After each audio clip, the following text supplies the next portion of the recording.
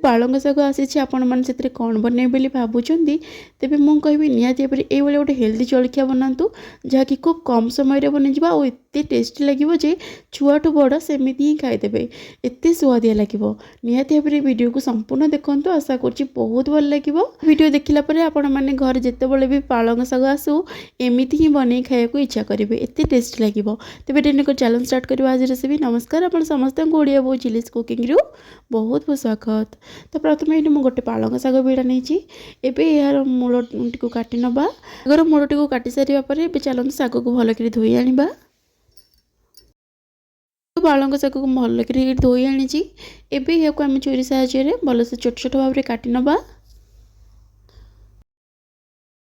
पालंग शाग काट सारे गोटे प्लेट को काढ़ी नौ एवं साइड कर रखा या व्यतीत मुझे अलग किसी परिवा जमीक किसी ग्रेटेड गाजर गोटे गाजर को ग्रेट कर नहीं फाड़े कैप्सिकम को काटिक नहीं किसी धनिया पत्र कटा कंचा लंका और अदा नहीं आपण मैंने पियाज रसुण खाऊली कटा गोटे पियाज को ये काटिक नहीं पारे ना तो केवल पालंग शाग आ पियाज देकी जलखियाटा को बनई पारे। तो ये देखो गैस ऑन कर कड़ईटे बसई देती आउ ऐड कर 2 चम्मच सोरिष तेल ऐड कर रिफाइंड तेल बनई पारे। तो तेल भलसे गरम होगा टिके जीरा और सोरिष ऐड कर देती भलसे फुटा पर एवं से जो काटी रखी सब परिवा और शाग को एका संगे ऐड करदे टिके स्वाद अनुसार टिके लुण ऐड कर देती एवं या आम हाई फ्लेम रे 2 मिनट में भाजी नवा आम जो जलखियाटा बनइबा तो हाई फ्लेम रे टिके भाजिकी बनइले तार माने टेस्ट बहुत बढ़िया आसो। तो ये देखो 2 मिनट भाजी हो गला साइड कर रखी आउट चलते गोटे बैटर बनवा।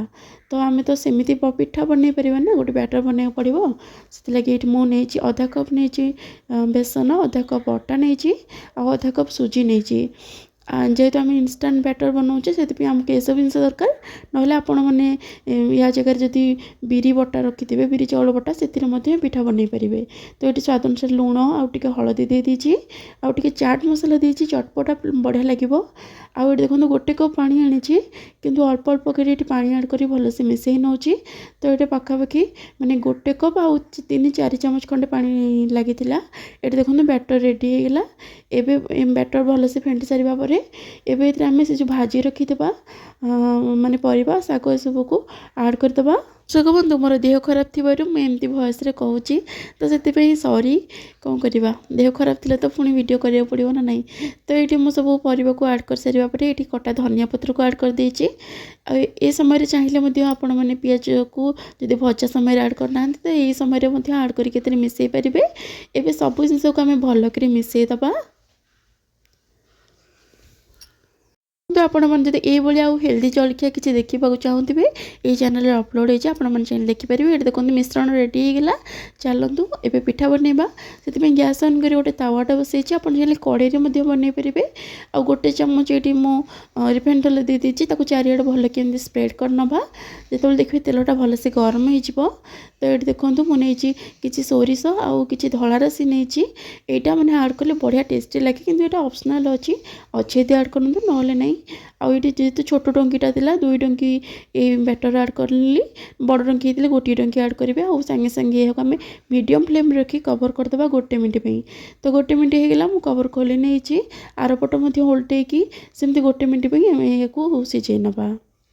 तो देखो 1 मिनट होगा एपट काढ़ी नहीं देखो पिठाटा मोर बढ़िया से बनी जाइए या काढ़ी नवा आ सेम प्रोसीजर तावारे सेमती गोटे चम्मच तेल देकी टिके सोरिष टिके धला राशि देकी बनई नवा।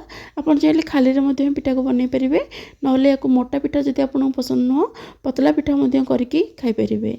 तो देखो ये मुझे बैटर ऐड कर सारे पर कवर दे दीजिए ये देखो सेम प्रोसीजर मुझे पाखापाखि 4टा मोटा पिठा बन जाता चाहिए सेम प्रोसीजर अधिक पिठा बनई पारे।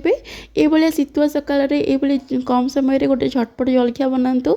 आशा करुँच आज भिडियो आपण मानक निहाती भल लगी वीडियो भल लगी वीडियो लाइक करने आपको फ्रेंड और रिलेटिव को शेयर करने तेज पुणी देखा आउ एक नुआ वीडियो से पर्यटन रोचे धन्यवाद।